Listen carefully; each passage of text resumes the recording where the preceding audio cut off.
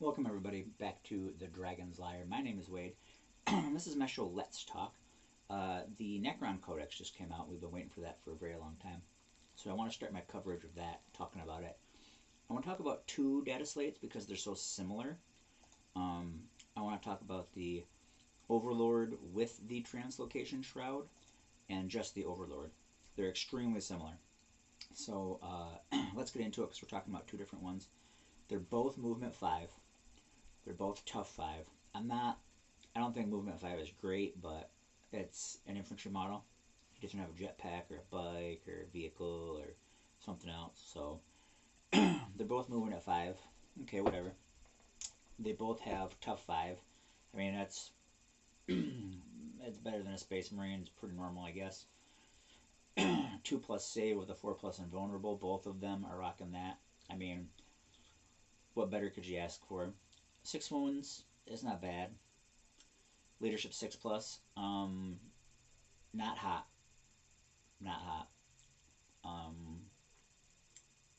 It's the unit that you stick him with is going to make it a problem to pass leadership down the road. In the beginning it'll be easy, but down the road it'll be a problem. OC1 not great, but he's going to be in a unit most likely. The thing about the Overlord is the regular Overlord has more options. And I'm still not decided why they split it into 2 data slates, but the regular Overlord has more options. So both are leaders. Both have reanimation protocol, which is a D3 going back into your unit in your command phase. Both of them have My Will Be Done.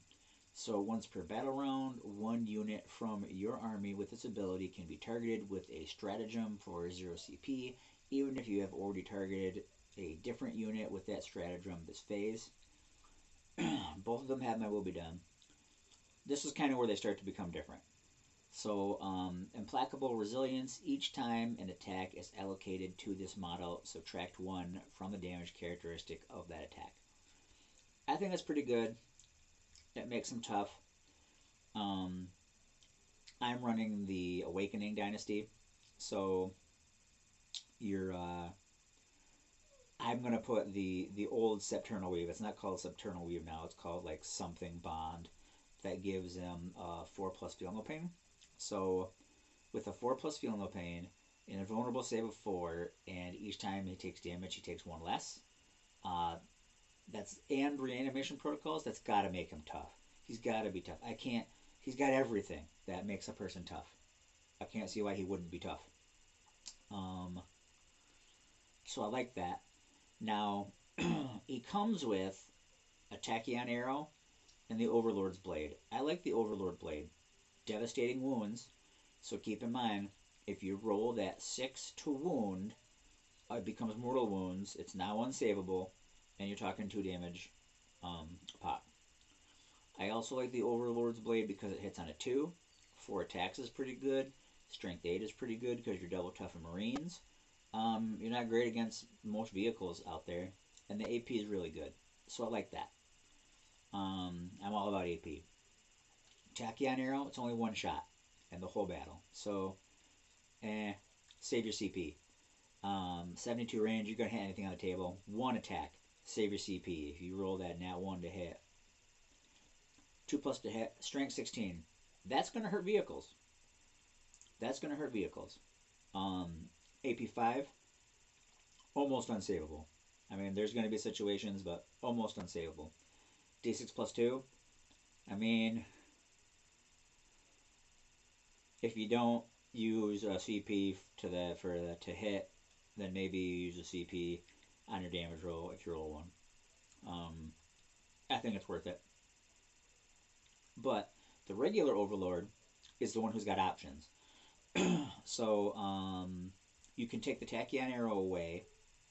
Smallest Tachyon Arrow and Overlord's Blade can be replaced with one of the following: Staff of Light or a Void Scythe. If the model is not equipped with a Tachyon Arrow, it can be equipped with a Resurrection Orb. So if you have a Staff of Light, you can have a Res Orb. If you have a Void Scythe, you can have a Res Orb. Now keep in mind the Res Orb has changed. I hate it, but I understand it. I think I hate it because I never got to play it the old way.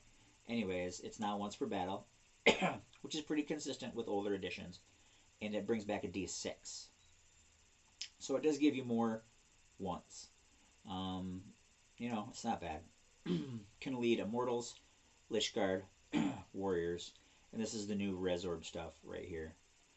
Um, Altogether, I think he's pretty solid. I'm probably going to put him with Lich Guard. Um, but see, they're slow. That's kind of the problem. Which is where you get the Shroud, on the other hand. So all this is the same. The stat line's the same. Stat line's the same. Overlord's Blade, it's the same as the other Overlord's Blade. No options. So this guy, with Translocation Shroud, does not come with Tachyon Arrow and Overlord's Blade. He comes with the Blade and the Shroud. You can give him a Resorb. Oh, sorry. He if he has the Shroud, he comes with the Blade and the Resorb. Okay. So he's a leader. He's got Reanimation Protocol. He's got My Will Be Done. Keep in mind, My Will Be Done can only be used on certain stratagems now. That came out 2 months ago. This is December now. So anyways, talking about this Translocation Shroud, each time the model advances, do not make an advance roll. Instead, until the end of the phase, add 6 to the movements, 6 to the move characteristic by the models in this unit. In addition, each time models in that unit makes a normal, advance, or fall back move, until that move is finished, it can move horizontally through models and terrain features. I know that's going to become a big deal because at some point you're going to run away from somebody and you're going to go through something that they can't go through. Or you're really going to rob somebody of an advantage by moving through their unit, or even through your own guys. So he's got an interesting shtick. He doesn't have the resilience, but he's got an interesting shtick. So, to carry on with the similarities, they're both infantry, they're both characters, they're both nobles. One is Overlord with Translocation Shroud, and the other one is just infantry character noble Overlord.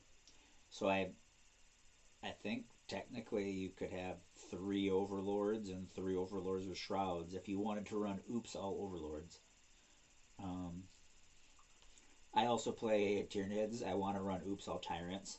3 Flying Tyrants, 3 regular Tyrants, 3 Neuro Tyrants, and I think with all 9 of those and maybe a Swarm Lord, that's all my points.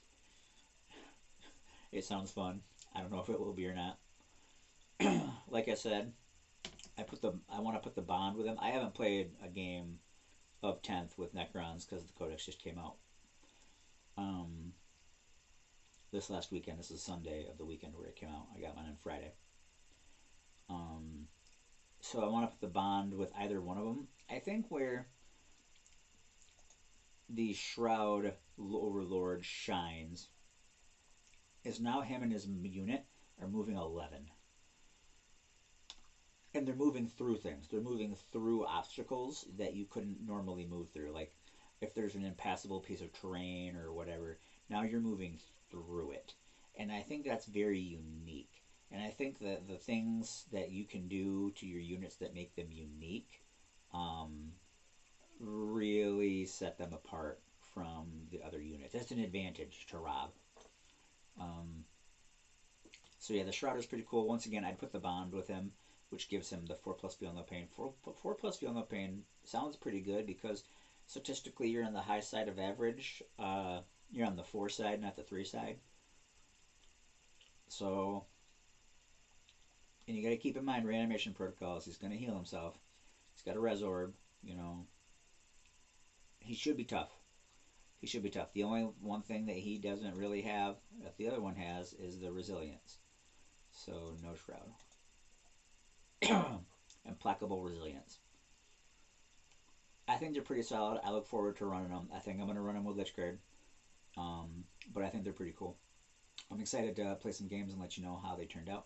We here at the Dragon's Lair understand that you're probably a pretty busy person, so we want to say thank you for spending your time here with us at the Dragon's Lair.